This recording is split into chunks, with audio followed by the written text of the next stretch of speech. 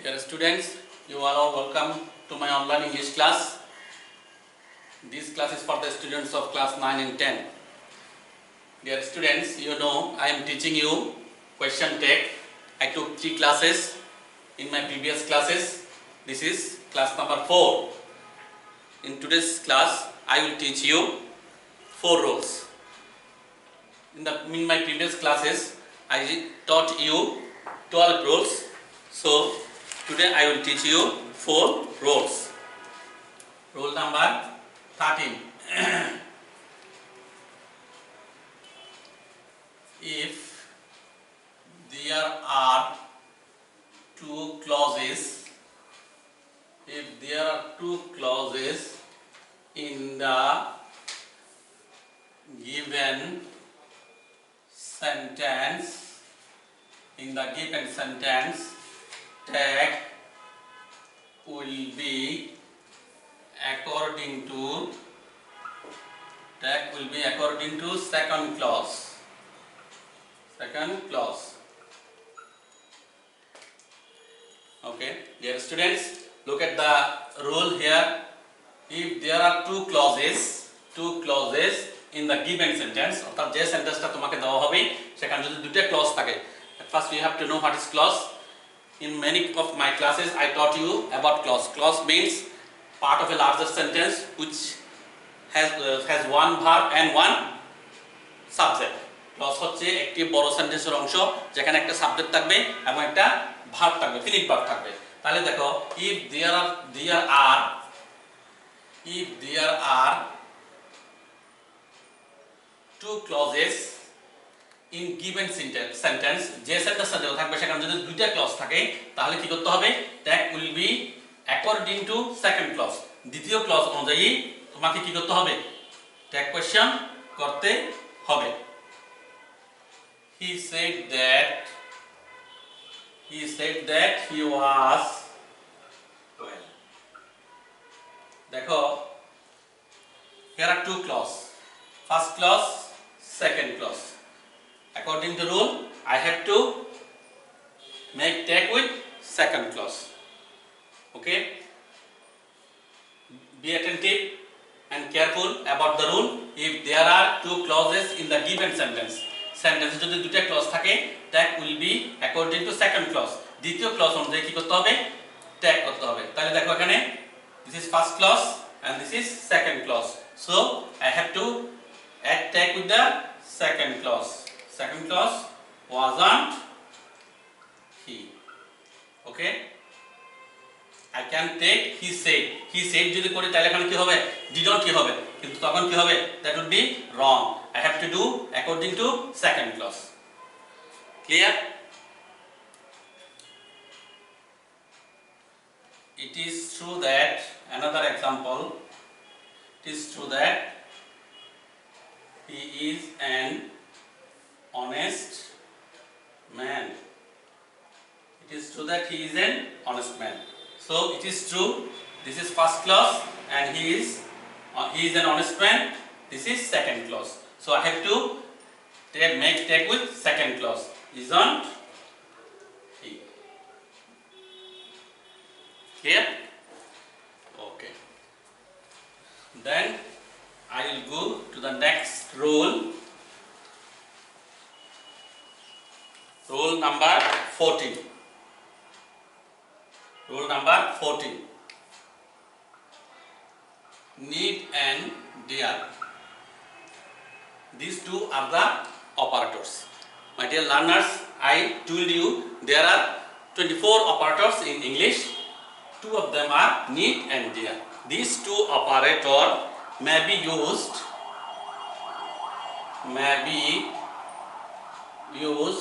as principal verb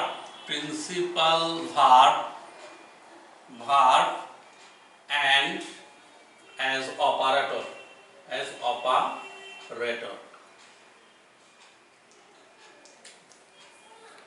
Need এবং dear এই দুটো অপারেটর, কিন্তু এই দুটো আবার কি হিসেবে ব্যবহার করতে পারে? সেন্টেন্সের মধ্যে প্রিন্সিপাল ভার্ব হিসেবে ব্যবহার হতে পারে।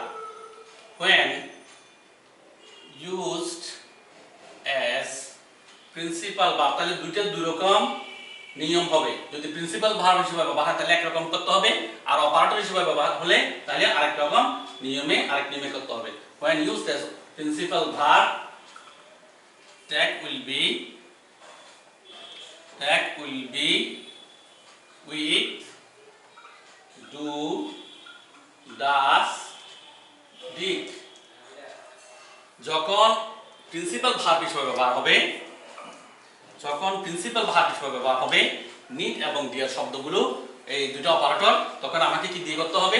ট্যাগ করতে হবে do, does, did according to subject and tense. He needs a pen. দেখো এখানে এই নিডস এই একটা ভার্ব, এটা একটা প্রিন্সিপাল হিসেবে ব্যবহার করছে। এখানে কি নয়, এটা অপারেটর নয়, কিন্তু আমরা জানি যে নিড শব্দটা কি অপারেটর হিসেবেও কাজ করে। But here the word need has been used as principal verb, so I have to do tag with do, does, did according to subject and tense. He needs a pen. Needs, there is as with the verb, so I have to do with does. This is affirmative sentence, so I have to make it negative. Doesn't he? ব্যাপারটা বুঝেছো? যে বলা হচ্ছে কি need এবং deer এই operator দুটি operator হিসেবে ব্যবহৃত হতে পারে, আবার প্রিন্সিপাল ভার্ব হিসেবে ব্যবহার হতে পারে। যখন প্রিন্সিপাল ভার্ব হিসেবে ব্যবহার হবে তখন এটাকে আমরা কি করব, কি দিয়ে করব? ডু, ডাজ, ডিড দিয়ে করব। আর যদি কি হয়, আচ্ছা আগে দেখো এখানে আরেকটা রুল দিচ্ছি আমি। দ্য ম্যান ডিয়ার দিয়ে দে আর ডুইং দিস। দেখো এখানে ডিয়ার শব্দটা ভার্ব হিসেবে প্রিন্সিপাল ভার্ব হিসেবে ব্যবহার হয়েছে, ঠিক আছে? এখানে দেখো প্রিন্সিপাল ডিয়ার শব্দটা কি ভার্ব হিসেবে ব্যবহার হয়েছে? প্রিন্সিপাল ভার্ব হিসেবে ব্যবহার হয়েছে। তাহলে আমাকে ডু, ডাজ, ডিড নিয়মে দিতে হবে। এটা যেহেতু ভার্বের পাস্ট ফর্ম আছে তাহলে আমাকে কি দিয়ে করতে হবে? ডিড দিয়ে করতে হবে। Didn't he, clear? তাহলে এখানে যেহেতু আমি কি প্রিন্সিপাল ভার্ব এবং অপারেটর দুটোটা হিসেবে ব্যবহার হয়, প্রিন্সিপাল হিসেবে যেভাবে ব্যবহার হয় সেটা আমি দেখালাম।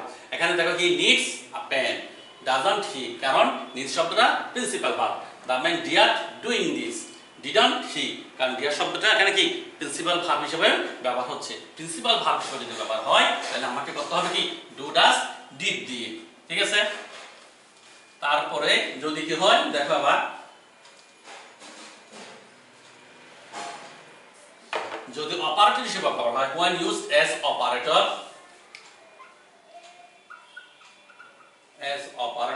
tag will be with need and there.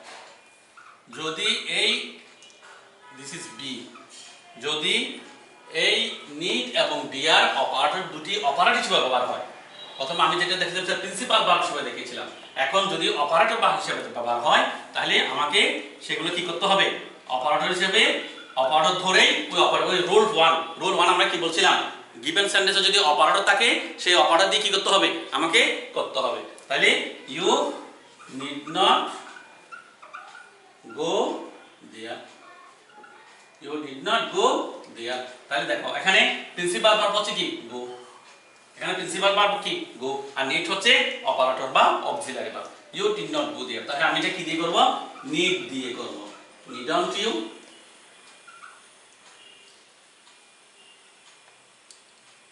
Clear? একটু খেয়াল করো, when used as operator, need শব্দটা এখানে কি অপারেটর হিসেবে কাজ করতেছে, এখানে প্রিন্সিপাল ভার্ব কি গো, সেজন্য আমাকে কি দিয়ে করতে হবে? নিড দিয়ে করতে হবে। You didn't go there, so that will be needn't you. Okay, then rule 14 is finished. Now I will go to rule 15.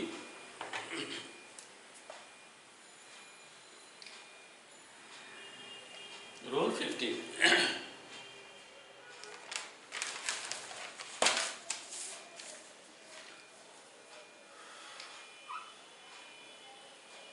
Sometimes short form of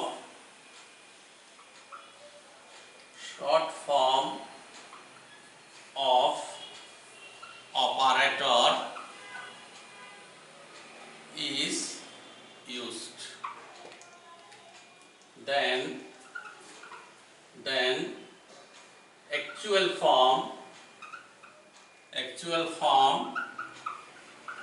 of the operator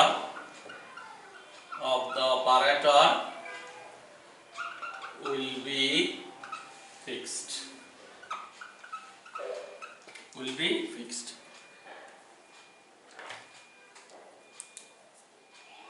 দেখো এই রুলটা, sometimes short form of operator is used.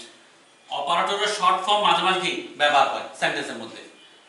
তার মানে সাবজেক্টের সাথে যোগ করে অপারেটরকে short ফর্মে লেখা হয়, তখন আমাকে কি করতে হবে, then actual form of the operator will be fixed. তখন অপারেটরের মূল ফর্মটা কি সেটা আমাকে বের করতে হবে, ঠিক আছে?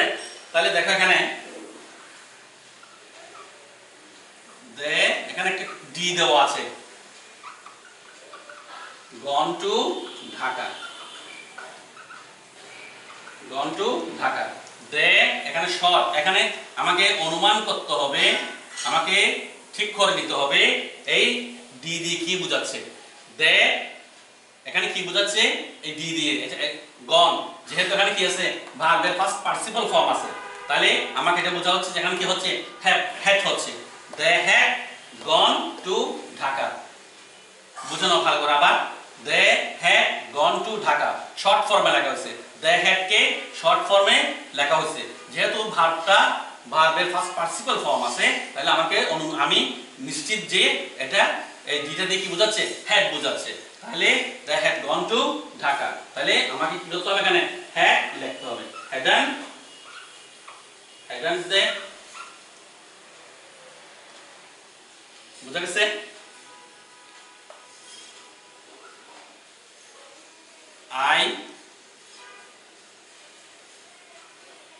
আই এখানে দেখো আবার দিয়ে দিলাম একটা,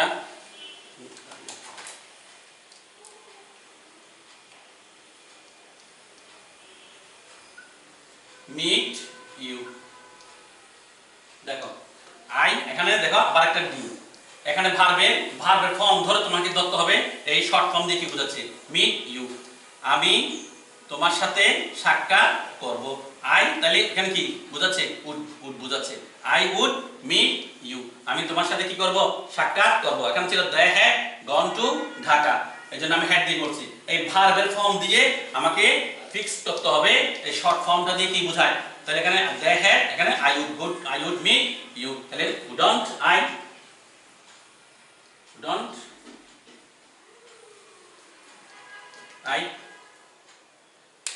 clear?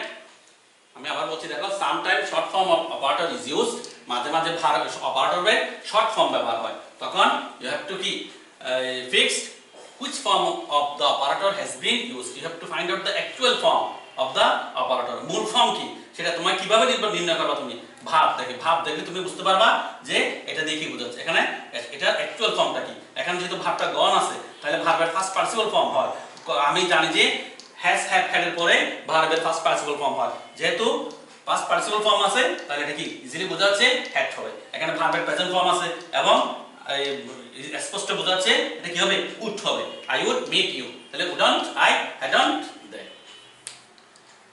Okay, then the last rule,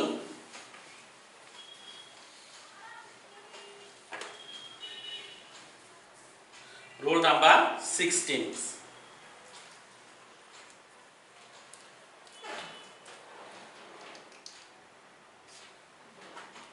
Some verbs take similar form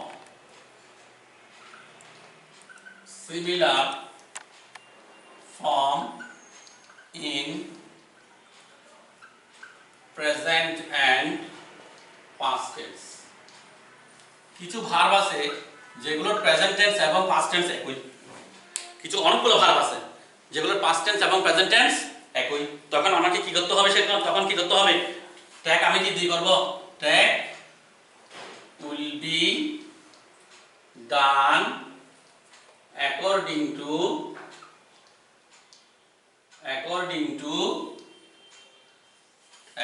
to person and tense.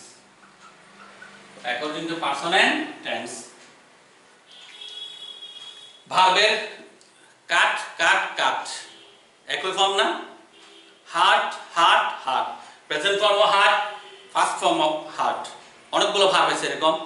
কাট কাট কাট একই ফর্ম। তাহলে আমাকে কি করতে হবে দেখো, কিভাবে আমি বুঝে নিব যে যখন এভাবে দিবে ট্যাগ কোশ্চেন করতে দিবে তখন আমি কিভাবে করব দেখো। The old lady hurt herself. The old lady hurt herself. সেন্টেন্সটা আমি আবার লিখতেছি। The old lady hurt herself.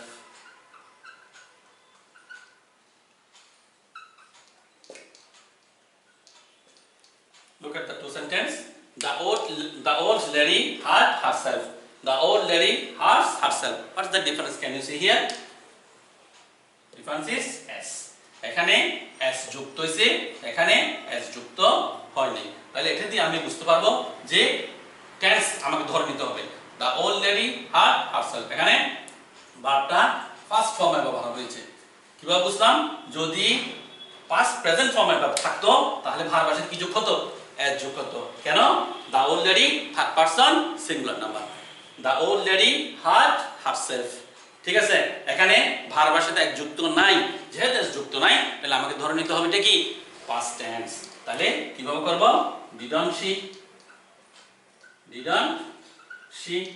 আর এখানে দেখো the old lady hurts herself, এখানে ভার্বের সাথে s যুক্ত আছে। তাহলে আমাকে এটা ধরে নিতে হবে যেহেতু s যুক্ত আছে কি প্রেজেন্ট টেন্সে ব্যবহার হচ্ছে। the old lady hurts herself, present tense, subject third person singular number. তো আমাকে করতে হবে কি? doesn't she। ক্লিয়ার? তাহলে আমাকে একই ধরুন আর কিছু কাট সব ভার্ব আছে সেগুলো সবগুলো তোমরা জেনে নিবা। যেমন কাট কাট কাট আছে, এগুলো ভার্বগুলো তোমাকে জেনে নিতে হবে।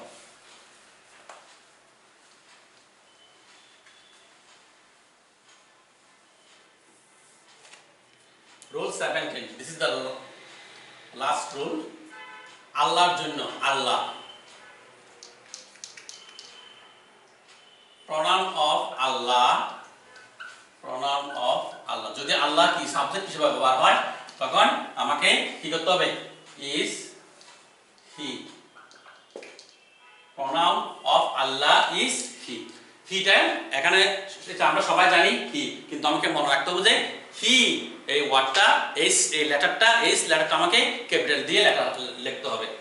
S should be written capital, okay। S এই লেটারটা should be written capital, এটা ক্যাপিটালে লিখতে হবে। example, Allah is kind, Allah is kind, so isn't he, এটা কি লিখতে হবে? ক্যাপিটাল দিয়ে লিখতে হবে। বুঝছো? ওকে।